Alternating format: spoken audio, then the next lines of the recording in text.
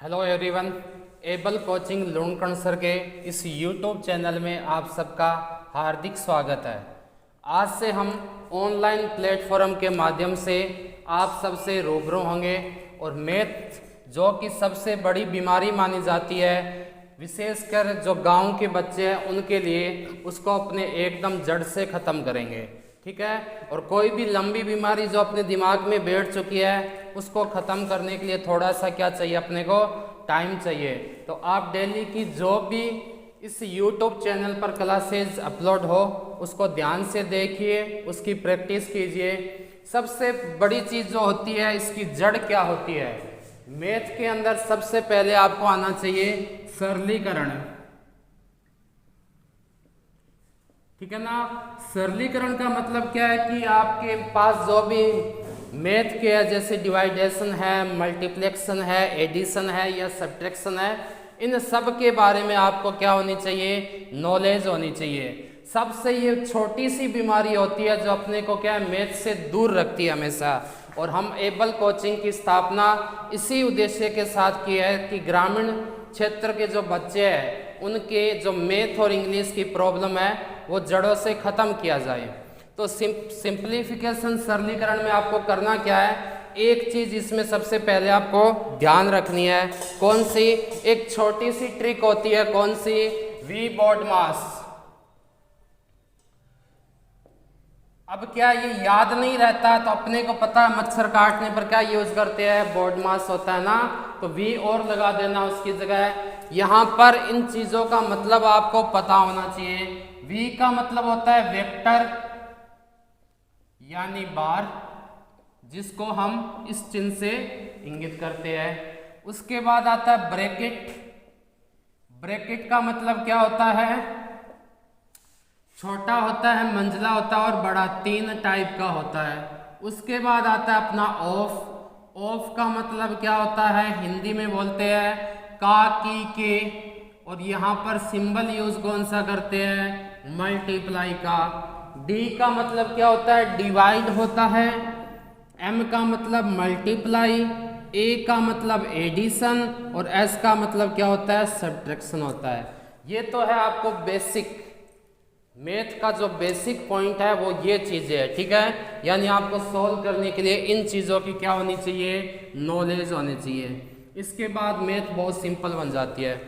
उसके बाद है कि हम मैथ जो ऑनलाइन आपकी क्लासेज है उसमें क्या क्या कवर करेंगे।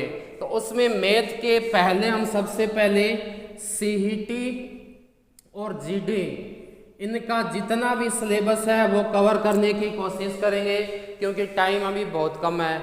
उसके बाद इनके बेस पर कम से कम 2 मॉडल पेपर तैयार करेंगे और उम्मीद करते हैं कि सारे क्वेश्चन आपको उन्हीं में से मिल जाएगा। ठीक है।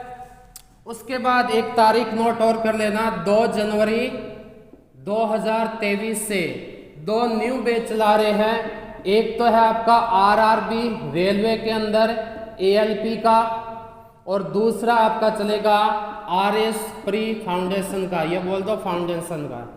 ठीक है। इसमें सारा रोल आपके सिलेक्शन करवाने के लिए मैथ और रीजनिंग की आवश्यकता पड़ेगी CBT फर्स्ट में, और CBT सेकंड में आपका जो भी सब्जेक्ट है उससे संबंधित आएगा। तो बेसिक आज तो हम क्या मैथ का थोड़ा इंट्रो कर रहे हैं, क्लासें भी आपको अपलोड करवाएंगे। ये चीज़ें हैं मैथ में, ये आपको याद होनी चाहिए कि सबसे पहले क्रम क्या है। क्रम से चलोगे तो हर चीज़ क्या हो जाएगा, इजी हो जाएगा। उसके बाद बात आती है कि सरलीकरण के बाद में आपने, जैसे लोग बोलते हैं या और क्लासों में भी बोलते हैं कि ट्रिक से करो।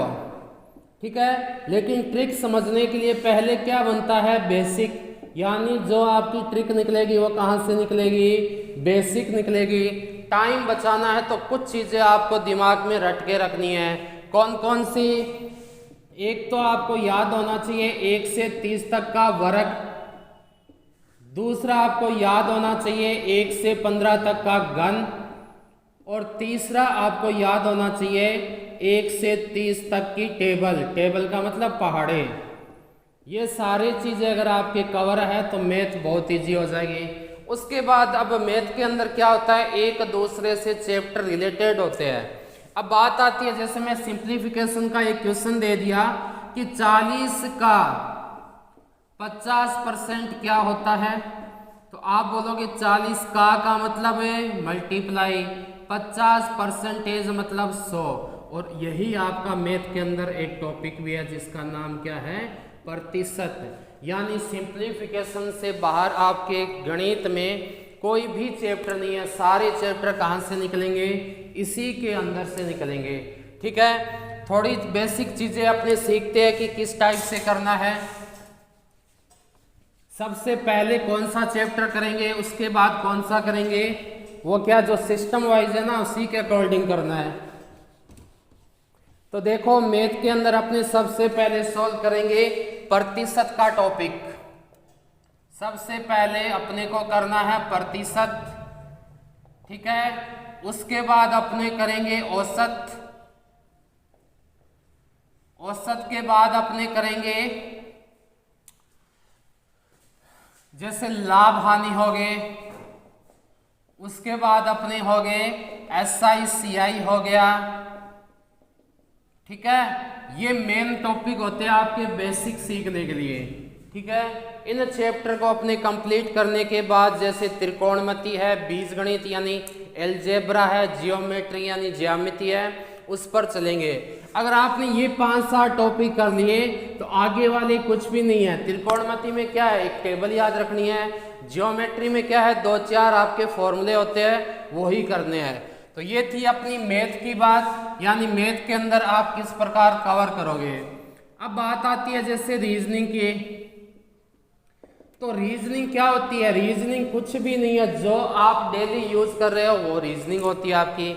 जैसे इसमें पहला चैप्टर ही आपका कौन सा आता है, अल्फाबेट आता है, अल्फाबेट। दूसरा इसी के साथ होता है कोडिंग डिकोडिंग। और ये दोनों आपको समझ में आ जाएगी अगर आपको ABCD आती है, और ABCD नॉर्मल है, सबको आती है। तो ये चीजें किसके अंदर आती है, आपके रीजनिंग के अंदर आते हैं। तो मैथ के अंदर अपने टॉपिक स्टार्ट करते हैं प्रतिशत के बारे में।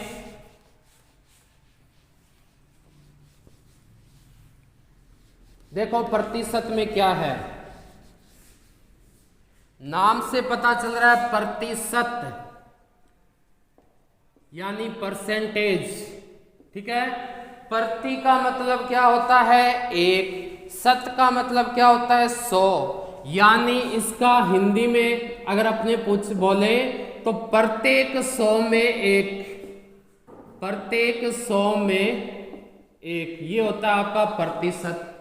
ठीक है, और अपने को याद रखना है कोई भी चीज अपने आप में क्या होती है, 100% होती है। अगर मैं ये मार्कर यूज कर रहा हूं तो ये अपने आप में क्या है, 100% है। कुर्सी है, व्हाइट बोर्ड है, ये सब क्या आती है, अपने आप में 100%।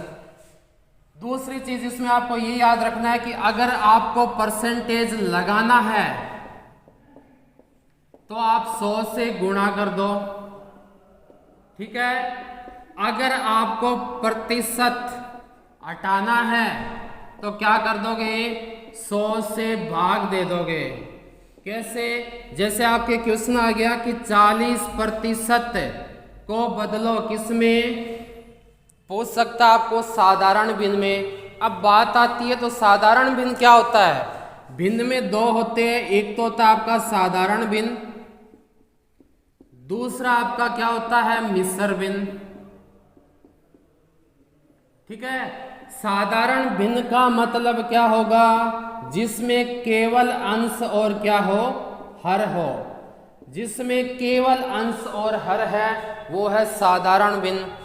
मिश्र भिन्न क्या होता है, जिसमें आपको सही वाले क्वेश्चन आते हैं। कैसे, जैसे A सही B/C, ये होता है आपका मिश्र भिन्न। ठीक है, और याद रखना साधारण भिन्न से मिश्र भिन्न में जा सकते हैं या साधारण भिन्न को मिश्र भिन्न में बदल सकते हैं। मिश्र भिन्न को भी किस में बदल सकते हैं, साधारण भिन्न में बदल सकते हैं। ठीक है, तो 40% लगा है, हटाना है तो क्या कर दोगे, 100 का भाग ये क्या आ जाएगा, 2/5। अब इसको और कम टाइम यानी टाइम बचाने के लिए क्या करते हैं, कुछ वैल्यू याद करते हैं जो आपको हमेशा याद रखनी है। आज मैं समझा रहा हूं कि उनको कैसे निकालते हैं, लेकिन आपको वो याद होनी चाहिए सारे डायरेक्ट। किस टाइप में होगी अभी देख लेते हैं। ठीक है, पहला है 100%। कभी भी 100% आपके सामने आ जाए इसका मतलब है 1। ठीक है, किसी भी क्वेश्चन में 100% अगर लगा हुआ है उसका मतलब होता है 1, क्योंकि कोई चीज अपने आप में प्रतिशत में 100 होती है और जो संख्या है उसमें क्या होती है, 1 होती है। दूसरा आपका आ गया मान लो 50%, तो कैसे लिखोगे, 50% हटाया 100 लगाया 1/2। ठीक है, 50% का क्या याद रखना है, 1/2। आपके आ सकता है तीसरा 75%, वही चीज 75/100 तो 3/4 हो गया। ठीक है, उसके बाद आपका आ सकता है 75, जैसे 25% आ गया, सारे यही सोल्व करना है आपको, 25 यानी 1/4। उसके बाद में आ सकता है आपका 33 सही 1/3%। इसको कैसे याद रखोगे, इन दोनों का होता है मल्टीप्लाई, जो हम सिंप्लीफिकेशन में आगे समझेंगे। आज ओनली क्या बेसिक बता रहे हैं थोड़ा जो भी है। 33 को 3 से मल्टीप्लाई करो कितना, 100, 99 और 1 कितना हो गया, 100। बट्टे में 3 है, प्रतिशत हटा दिया, 2 जीरो लगा दिया, 1/3। ठीक है, उसके अलावा आ सकता है आपके 66 सही 2/3, तो वही चीज है, इन दोनों का मल्टीप्लाई करो कितना आ गया, 6 3 18 और 200, तो ये हो गया 200/300 यानी 2/3। इसी प्रकार इनके मान होते हैं आपके 1, 1/2, 1/3, 1/4, 1/5, 1/6, 1/7, 1/12 तक। ठीक है, ये मान आप अपनी कॉपी में निकाल के और इनको अलग से लिख लेना, याद कर लेना। तो यही होता है आपका प्रतिशत का बेसिक जो भी रूप है हमने समझा दिया। बाकी अपने क्लास कंटिन्यू रखेंगे, एक एक चीज पर अच्छे से करेंगे, बेसिक भी करेंगे, ट्रिक भी करेंगे। धन्यवाद, मिलते हैं कल।